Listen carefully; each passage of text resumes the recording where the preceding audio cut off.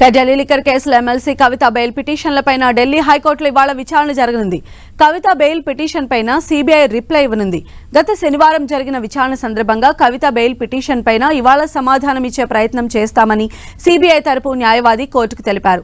దీంతో ఢిల్లీ హైకోర్టు విచారణను ఇవాళ్టికి వాయిదా వేసింది. శనివారం జరిగిన విచారణ సందర్భంగా ఈడీ అరెస్టు చేసిన విధానం, కేసులో కవిత పాత్ర గురించి దర్యాప్తు సంస్థ చెప్పిన విషయాలపై కోర్టుకు వివరించారు కవిత తరపు న్యాయవాది. ఇవాళ సీబీఐ, ఈడీ రెండు కేసుల్లో కవిత తరపు వాదనలు పూర్తి చేయాలని సూచించింది కోర్టు. రేపు ఈడీ, సీబీఐ వాదనలు వింటామని న్యాయస్థానం తెలిపింది. ఢిల్లీ లిక్కర్ పాలసీ కేసులో మే 6న కవిత బెయిల్ పిటిషన్లను ట్రయల్ కోర్టు తిరస్కరించింది.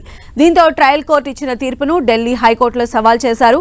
కవిత బెయిల్ పిటిషన్ విచారణ సందర్భంగా ఉత్కంఠ నెలకొంది.